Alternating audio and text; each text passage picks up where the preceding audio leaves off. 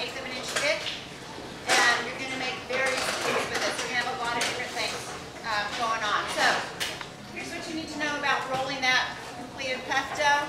You want to keep it cold. We've been in here now since 5:45 with the ovens on. If your table is warm, your dough's going to try to stick. So when you first get into lab, if your table is warm, it probably is. Get a sheet pan, put it on the area where you're going to be rolling, put ice on that sheet pan, and let it chill your table for a couple minutes, 5 minutes or so. Life will be easier. Ideally, you want wood in a bakery. So you definitely are going to want to chill your tables here. You don't want them to get wet.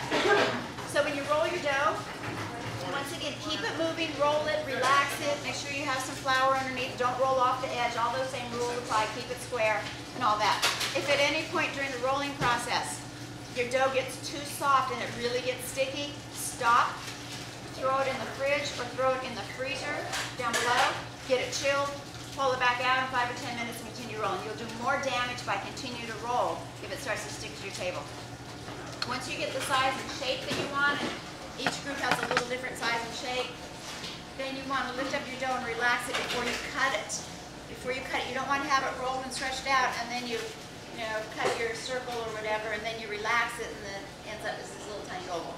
So always relax it before you cut it. You might need to chill it before you cut it. Just depends on how warm your dough goes. Before you cut anything in class, let me see your dough to make sure we're the right thickness and size and everything. So don't cut until I see. If you happen to have a couple of different projects that you're working on where you need a half piece of dough, like the Napoleon people for one thing and a half piece for something else, the dough that you're not working on needs to remain chilled.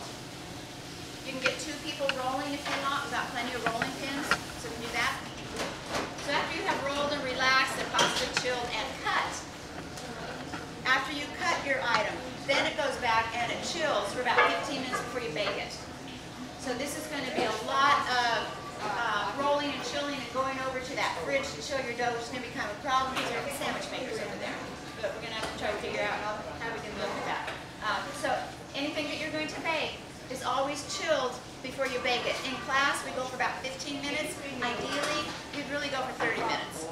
But I doubt that you'll have 30 minutes chill time in class. Baking temps for puff dough, we're going for flakiness. We're relying on steam to give us some oomph. So what's a wild guess on baking temps?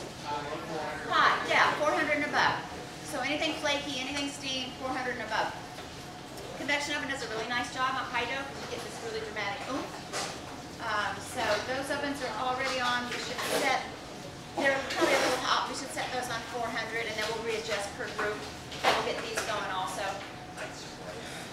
Usually you're going to have an egg wash for some shine and some color, but it depends on what you're making. So, if you can share an egg wash, that's going to be a good thing. And I was going to tell you about cutting. So cutting, raw dough, sharp chef's knife, or if you have a brand new bench scraper and sharp, you can use that.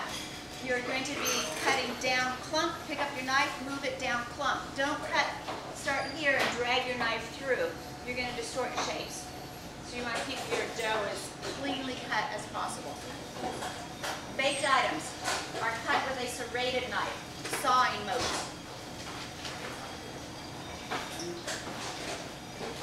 Okay? Doneness. When your item puffs up, you're going to see a lot of layering in there. You want to look at that layering. If you see any sweat, like on those cream puffs, if it looks kind of buttery and wet and bubbly, it's not done. So we definitely want to get some golden color and dry look on the cut edges.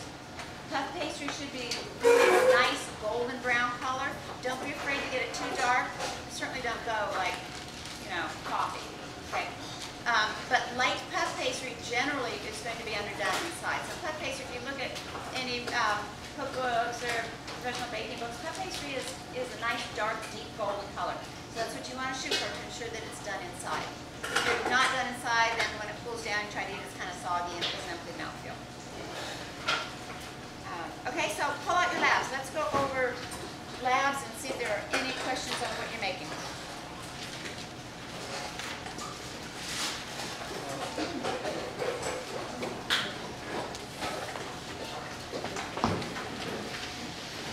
Okay, group 1, you're making Napoleons.